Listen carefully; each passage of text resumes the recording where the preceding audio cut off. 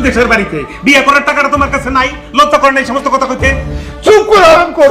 ইচ্ছা করতেছে তোর জুতা দিয়া পিটা দুধ চাপড়া তুলে। এই তোর এত বড় সাহস, আমার সামনে তোর বড় ভাইয়ের গায়ে হাত তুলতে চাস? আমার কেনা টাকায় সম্পত্তি কিভাবে তার জন্য নামে দলিল করে নেয়? আপনি আপনার দুই পোলার দুই চোখে দেখতেছেন, আল্লাহ সইব না। তুই কি আমার টাকা দিয়ে বিয়ে শাদী করতে চাস নাকি? না ভাইজান, তোমার টাকা দিয়ে বিয়ের বাজার করবো কেন? তুমি ব্যাংক থেকে আমার টাকাই তুলো। ব্যাংকে তোর টাকা আর কইতো? তুই বিয়ে করার জন্য টাকা নিয়ে আস নাই? ভাইজান, আমি আসার সময় টাকা আনবো কোত্থেকে? আমি এই গত 9 বছরে যা কামাই করছি সব তো তোমার নামেই পাঠাইছি। এই যে গত মাসের টাকাটাও তো আমি বেতন পাইয়া তোমারে পাঠাই দিচ্ছি। সেই টাকা আমি বহায় রাখছি। হ্যাঁ, তুমি তো টাকা পাঠাই দিয়েই খালাস। এই পুরো সংসারটা আমার কাঁধের উপরে, বুঝো নাই?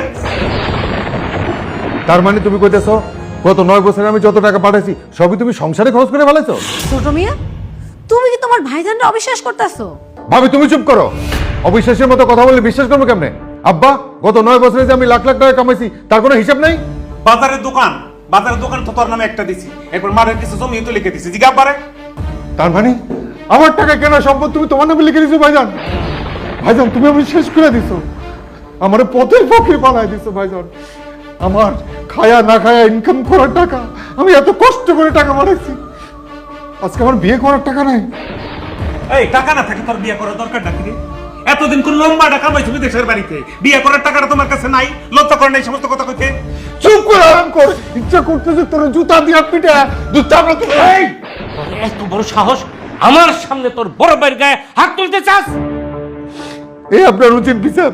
আরাম করে যখন করছিল, চুরি যখন করছিল তো তখন তো আপনার সামনে করছিল, তখন কেন বাধা দেন নাই? আমার কেনা টাকায় সম্পত্তি কিভাবে তার জন্য নামে দলিল করে নেয়?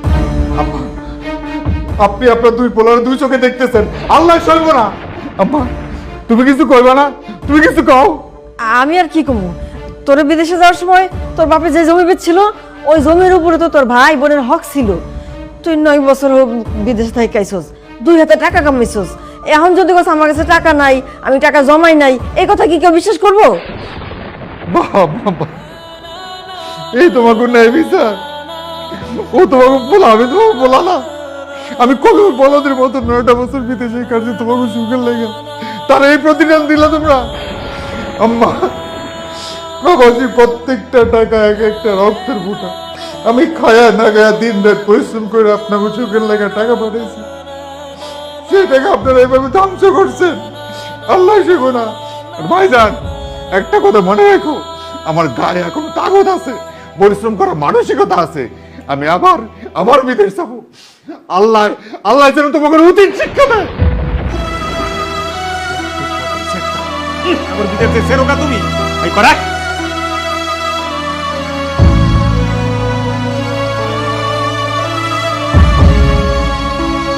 এই বিয়ে ক্যান্সেল। আর আমি তাই না শুনি নাকি আমার মেয়ের উজ্জ্বল ভবিষ্যৎ আমি নষ্ট করে দিব? হ্যাঁ, আমি হইতে পারি চায়ের দোকানদার, কিন্তু আমার বংশ সম্বন্ধে তোমরা ভালো করে জানো। আম্মা, চুপ, এখানে বউরা কথা কইতাছে। আপনি ঠকবেন না। আমি খারাপ কি কইছি বাপ? আমার মেয়ের আমি যার সাথে আগে বিয়ে দিতে চাইছিলাম, সেই আবুল হোসেন আগে ছিল কোটিপতি, এখন সে চুনোপুটি। আব্বা, তুই চুপ। কাকা, এখানে আমার কি দোষ বলে? তোমার কোনো দোষ নাই বাবা, তুমি অনেক ভালো পোলা, কিন্তু তোমার তো ফকির করছে তোমার বাপ ভাই। এইখানে আমার কি দোষ কও? আমি জানি না শুনি না আমার মেয়েরে বিয়া দেবো না। আব্বা, চুপ। আজকের পর থেকে ওর ব্যাপারে কোনো ধরনের কথাবার্তা বলবি না, কোনো ধরনের যোগাযোগ রাখবি না। আমার লগে ল। আব্বা,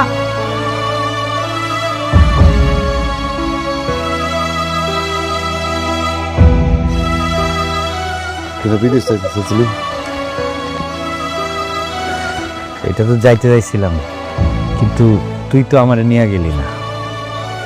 ভাই, তুই তোর বিদেশ যাওয়ার টাকাটা আমার আগে, আমি আবার বিদেশ যাবো। আমি তোর কথা দিতেছি, এবার বিদেশ যায় যেমনি হোক আমি তোর লাগে ভিসা পাঠাবো। তুই আমার কথা দে ভাই। বন্ধু, আমি বিদেশ যাই কি না যাই সেটা পরের বিষয়। আমি তোর রক্তের ভাই না হইতে পারি, আমি তো তোর আত্মার বন্ধু।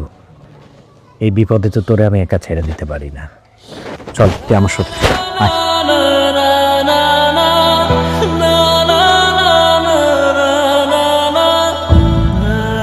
না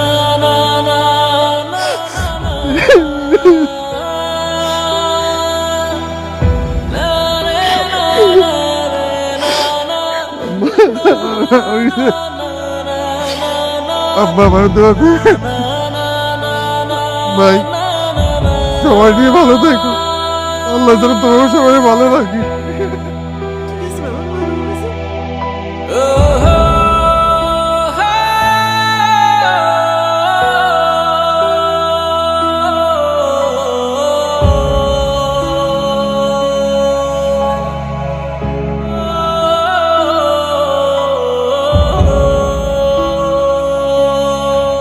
দেখে শুনে সাবধানে যাবি, এরপর যে কাজটা পাবি খুব মনোযোগ দিয়ে করবি।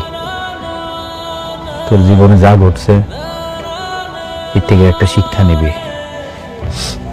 আর যদি কোনো বিপদে পড়স নিঃসংকোচে আমার তুই ফোন দিবি, আমি তোর পাশে আছি বন্ধু।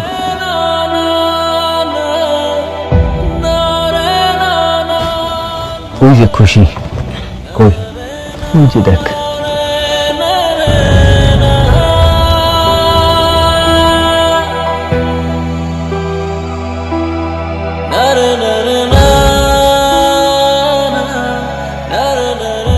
আমারে কিছু কয়ে যাবেন না? কি করবো, তোমরা আব্বাই তো যা করে সব করে দিচ্ছে। ওইটা তো আব্বার কথা ছিল, আমার কথা শুনবেন না? কি করবা তুমি? আমি আপনার জন্য অপেক্ষা করব।